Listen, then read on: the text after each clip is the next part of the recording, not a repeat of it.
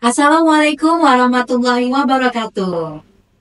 Halo kawan pajak semua, selamat bergabung di podcast Kanwil DJP Jakarta Pusat.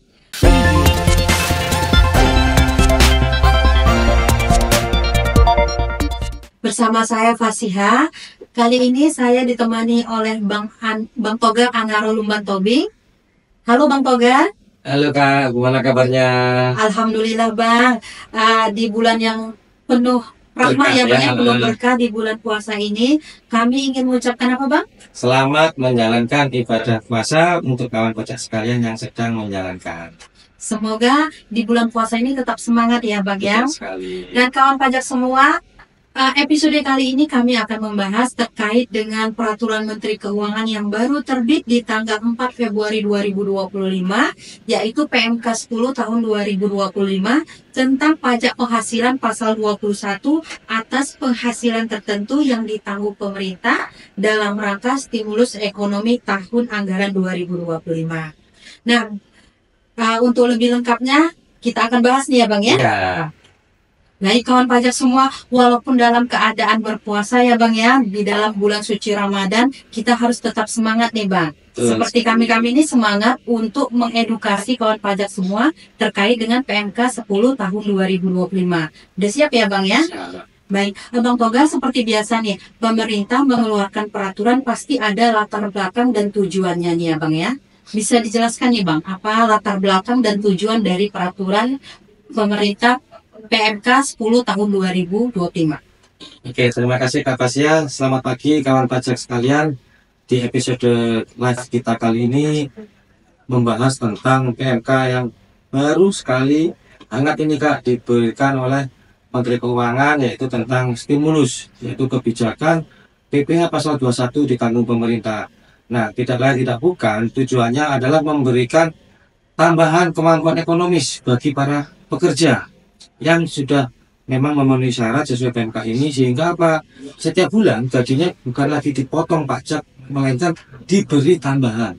Kenapa? Karena tambahannya tadi pajaknya dibayarin oleh pemerintah, kita sebutnya ditanggung pemerintah, seperti itu kan. Jadi menambah daya beli masyarakat di tahun 2025 itu. Baik.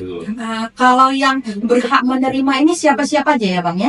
Nah, kalau masuk ke dalam syarat-syaratnya nih Kak, jadi PMK ini kawan pajak sekalian harus dicermati bahwa ada dua syarat kriterianya. Yang pertama adalah pemberi kerjanya itu tertentu, kemudian karyawannya juga tertentu. Jadi dua sisi ini sama-sama tertentu, tidak semua perusahaan dan tidak semua pegawai. Baik. Ya, ada syarat-syaratnya. Kalau gitu kita bahas dari sisi penerimanya dulu ya Bang. Oke, ya? dari pegawainya nih, Iya, gitu ya. siapa sih yang berhak gitu? Nah, kalau pegawainya syaratnya kawan-kawan pajak sekalian, yang pertama adalah tentu pegawai ini harus memiliki NPWP atau NIK-nya sudah dicatatkan di dalam sistem administrasi Direktorat Jenderal Pajak.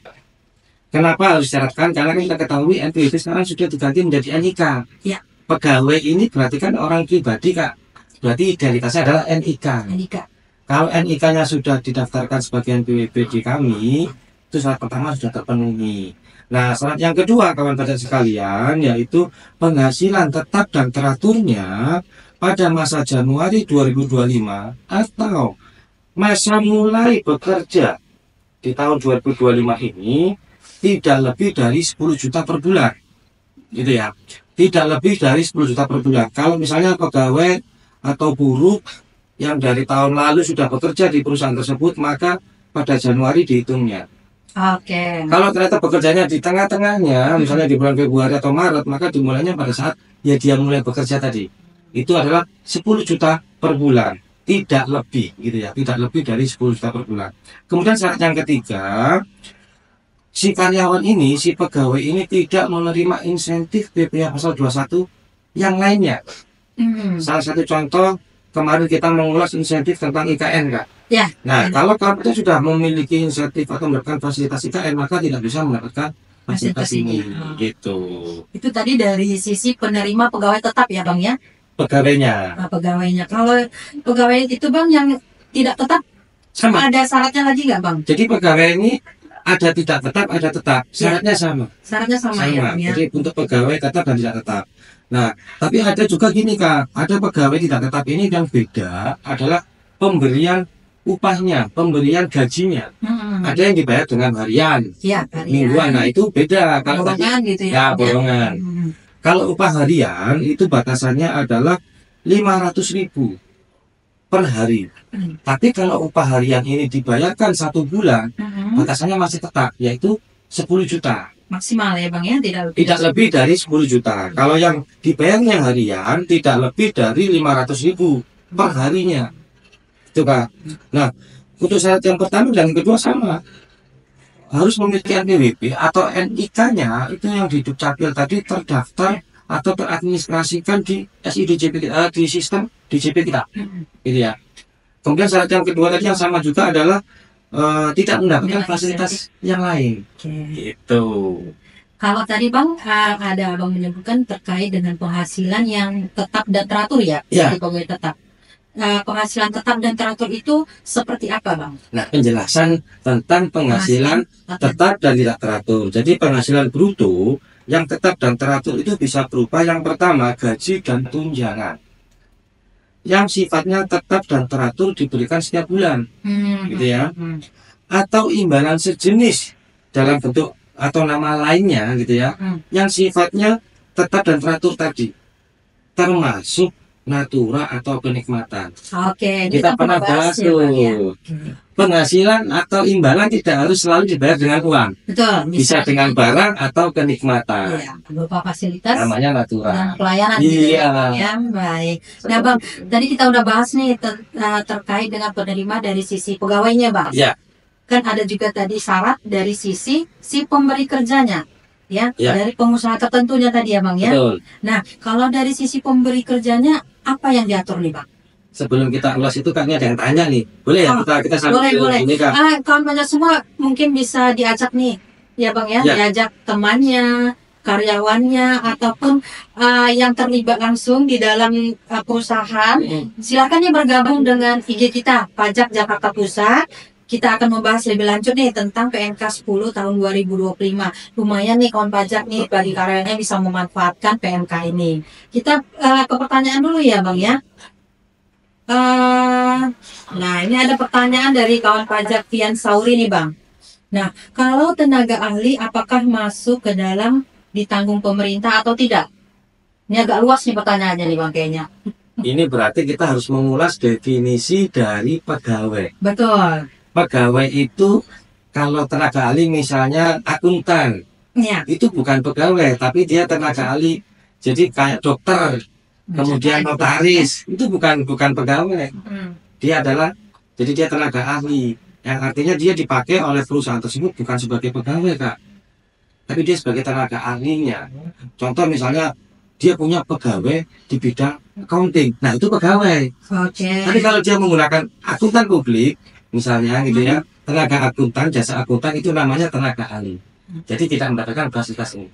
Fasilitas ini hanya diberikan kepada pegawai. Pegawai Tetap dan tidak tetap. Pegawai tidak tetap dan tidak tetap. Iya. Kemudian pemberi kerjanya juga tertentu gitu ya Bang ya. Gitu. Itu ya tadi siapa yang bertanya tadi? Fian ya. Iya. Itu ya Kak Fian Sari ya. Sauri. Penjelasan dari kita bahwa ini hanya diberikan kepada pegawai, baik itu pegawai tetap maupun tidak tetap. Oke, kita lanjut Kak. Tadi kita mengulas tentang bagaimana si perusahaannya. Ya, dari sisi pemberi kerjanya ya Bang ya. Betul. Silakan Bang.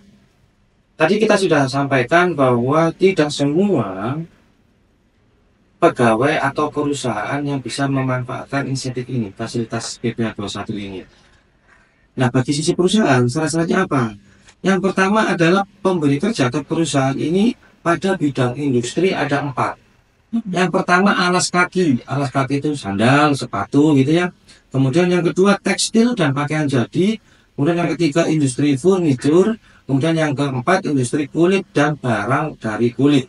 Gitu ya. Jangan ditanyakan kenapa hanya 4 ini gitu ya. Nanti tanyanya bukan ke kami kawan pajak, kami di sini akan mengedukasi untuk khususnya kawan pajak yang memang bekerja di industri-industri yang terdaftar di PMK ini. Ada 56 KLU. Lah ini syarat yang kedua, ada 56 KLU yang memiliki kesempatan untuk memanfaatkan fasilitas ini. Untuk detail KLU-nya apa saja, kawan pajak bisa cek langsung nanti di IG kami. Ada namanya PMK 10 tahun 2025. Nanti bisa di-download, bisa dipelajari lampirannya juga. KLU-nya apa saja. Oke, berarti Ya. KLU itu nanti kawan pajak bisa lihat di lampirannya ya Bang Bisa ya? di lampirannya, di lampiran PMK 10 tahun 2025 ini. Kemudian yang ketiga, bagi perusahaan wajib melaporkan pemanfaatan insentif PPh 21 ini. Caranya bagaimana? Yaitu melalui penyampaian SPT masa PPh pasal 21. Jadi bersamaan dengan penyampaian PPh pasal 21. Setiap bulannya ya Bang Setiap ya? bulan dari Januari sampai Desember 2025. Gitu, Kak. Baik. Mekanismenya seperti apa nih Bang? Kalau mekanismenya kawan pajak sekalian, jadi ini selain diberikan atas seluruh penghasilan bruto dan jangka waktunya dari Januari sampai Desember yang tadi saya katakan, insentif ini harus dibayarkan oleh perusahaan kepada pegawai yang memang berhak. Contoh misalnya ada si Budi gitu ya, seorang pegawai, dia selama ini dipotong PPh pasal 21 100.000 dengan tarif TER misalnya ini di bulan Januari sampai November, kemudian di bulan Desembernya misalnya dipotong 300.000, maka setiap bulan perusahaan wajib mengembalikan atau membayar secara tunai Oh begitu. bersamaan dengan gajinya si Budi tadi Baik. sebesar PPh 21-nya yaitu 100.000. Ya, yang tanggung ya Bang ya? Yang Desember tadi yang 300.000. Nah, kemudian ini termasuk juga bagi perusahaan yang memberikan tunjangan PPh. Jadi kan ada nih perusahaan-perusahaan yang sudah karyawannya mungkin dengan cara, oke, kamu yang masa kerjanya sudah 5 tahun ke atas, kamu tak beri insentif tunjangan PPh. Tidak perusahaan. Tidak perusahaan gitu ya. Ini juga termasuk. Jadi perusahaan harus memberikan tunjangan PPh tersebut kepada si pegawai yang berhak tadi. Ini apa ya? Tadi kembali ke tujuan PMK ini, yaitu memberikan tambahan kemampuan ekonomis bagi pegawai, buruh, apapun namanya gitu ya, supaya daya belinya meningkat. Ya, sejahteraannya bertambah. Itu. Nah, kemudian mekanisme yang kedua yang harus dicermati juga oleh perusahaan adalah dalam hal PPh 21 DTP ini menyebabkan lebih bayar, SPT-nya lebih bayar gitu ya atas PPh 21 yang DTP ditanggung pemerintah, maka tidak bisa diminta kembali, tidak bisa direstitusi, tidak bisa dikompensasi. Berarti harus hati-hati nih ya Bang Ya, ya? Harus benar-benar menghitung terlebih dahulu berapa sih PPh dari si karyawannya agar betul. tidak merugikan Ya. tidak merugikan karyawan ataupun penerima penghasilan. Gitu kan. Jadi 21 DTP ini bagi SPT-nya yang lebih bayar tidak bisa diminta kembali. Makanya nanti harus hitungnya dengan cermat tuh. Berapa 21 yang bukan DTP, berapa 21 yang DTP. Karena bisa jadi kan di dalam industri ini ada yang gajinya di atas 10 juta. Betul. Maka atas karyawan tersebut nggak berhak dapat fasilitas ini, maka tetap ada pasal 21-nya. Nah, bagi karyawan yang di bawah 10 juta, dia akan dapat tambahan. Diberikan secara tunai kepada karyawan tersebut, sehingga nanti akan ada 2 PPh pasal 21 di dalam SPT-nya. PPh pasal 21 yang normal, seperti biasa, ada PPh pasal 21 yang ditanggung pemerintah. Yang normal dibayar dengan SSP, yang ini dibayar dengan ditanggung pemerintah. Kami pemerintah yang bayarin, gitu kan. Nah Bang, selain itu Bang, apa ada kewajiban ataupun keharusan nih dari sisi pemberi kerja? Selain tadi insentifnya dikembalikan atau dibayarkan ke pegawai, kemudian kalau dalam hal lebih bayar tidak boleh dimintakan. Tidak boleh diminta kembali. Nah, kemudian terkait dengan pelaporan mungkin ya Bang ya, pelaporan atau pemotongannya gimana nih Bang dari pemberi kerjanya? Nah, ini berarti gini, kewajiban yang harus dilakukan oleh perusahaan pemberi kerja. Tadi yang pertama saya singgung berulang-ulang, membayarkan secara tunai insentif PPh 21 ini kepada karyawan yang berhak. Kemudian yang kedua, tentunya membuat bukti potong. Membuat bukti potong PPh pasal 21 dan menyampaikan atau memberikan bukti potong tersebut kepada si karyawan. Mekanismenya bebas, mau dicetak, mau by WA, karena sudah PDF kayaknya sudah digital, silahkan. Kemudian yang ketiga, melakukan pelaporan pemanfaatan insentif 21 ini. Jadi 3 hal kewajiban yang harus diperhatikan oleh perusahaan. Itu Kak yang sisi perusahaannya ya gitu ya. Iya. Untuk pelaporannya itu Bang paling lambat kapan ya Bang ya? Nah, kalau pelaporannya ini berarti yang Samakan tadi ya Bang yang perusahaan ya, kalau perusahaan ini ada berapa nih Kak? 50 lebih nih ya. 60 ya tadi ya Bang ya. Oh, enggak, maksudnya yang hadir nih. Oh, yang hadir 50 Bang. 50 lebih ya. Jadi 50. bagi kawan pajak yang hadir hari ini misalnya berkacamata sebagai perusahaan, ini harus memperhatikan tentang syarat-syarat atau cara-cara pelaporan SPT insentif SPT PH SPT 21 ini. Yang pertama, pelaporan itu dilakukan setiap masa.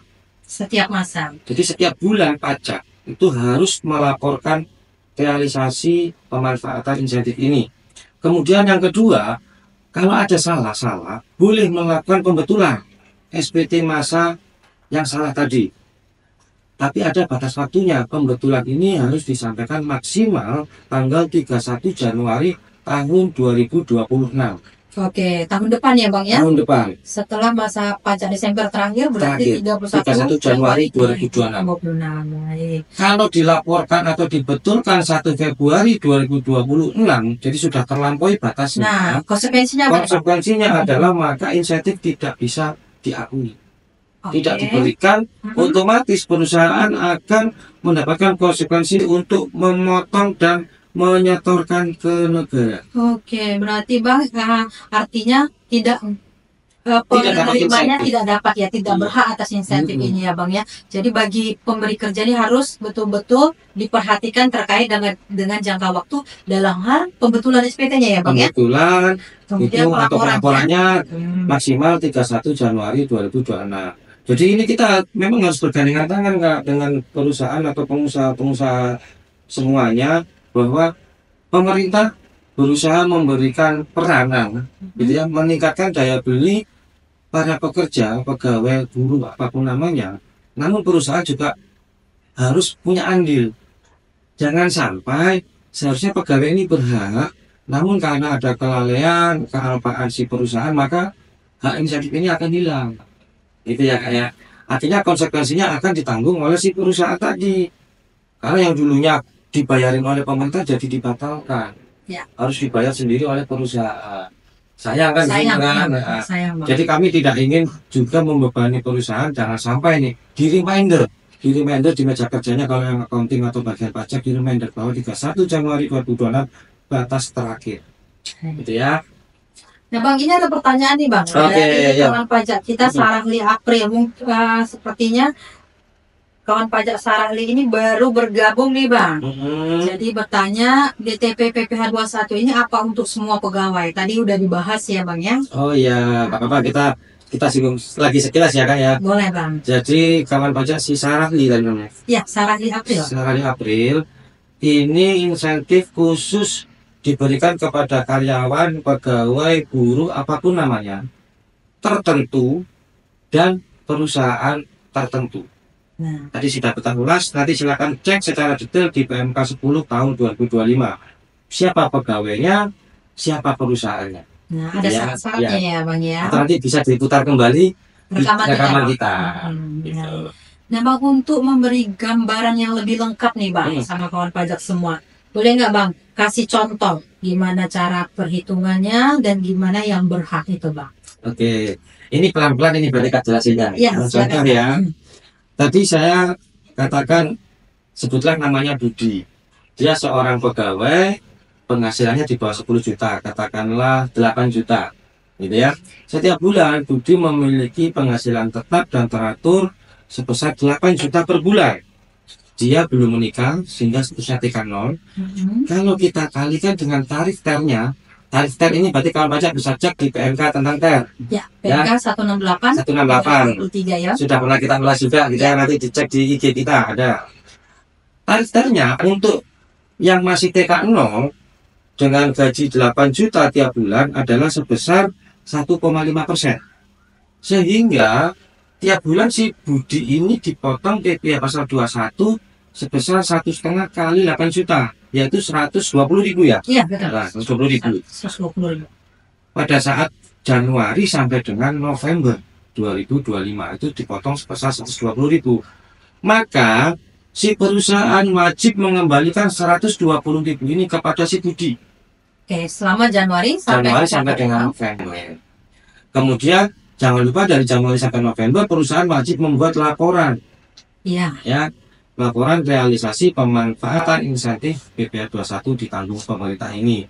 Nah, pada saat Desember, karena kita sudah menggunakan perhitungan yang baru di PMK 168 yaitu TER, maka di bulan Desember itu Budi dihitung kembali tuh berapa PPh-nya. Nah, setelah kita hitung, si Budi wajib dipotong sebesar Rp540.000. Namun karena si Budi adalah si Budi adalah seorang pegawai yang bekerja di sebuah perusahaan industri tekstil katakanlah yang memang berhak, maka si Budi di Desember, pada bulan Desember tadi 540.000-nya diberikan secara tunai oleh perusahaan.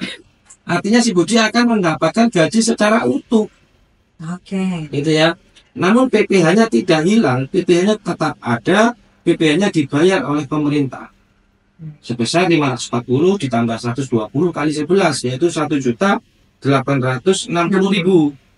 Dalam jangka waktu 1 tahun di tahun 2025 si Budi mendapatkan insentif 1.860.000. Nah, lumayan ya, Nah, Bang, ya. lumayan sekali. Tambahan kemampuan ekonomis ya, Kenapa Bang. daya belinya? Misalnya, oh ini mau lebaran nih, bisa tambah-tambah beli nastar gitu ya kan? Atau mungkin ya jajanan-jajanan kaleng seperti itu. Itu adalah peranan kita ke pemerintah, tapi harus bergandengan tangan, perusahaan juga ikut andil, jangan sampai lupa laporannya.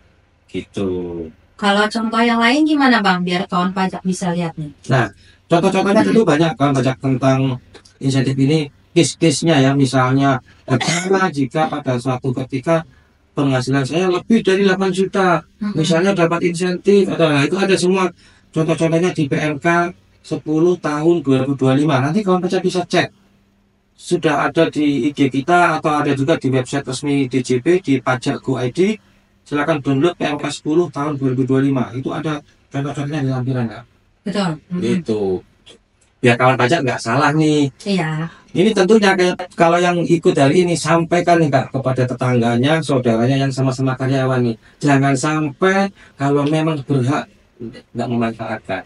Iya, sayang sekali ya, karena pemerintah telah memberikan nih Bang ya, memberikan insentif ini.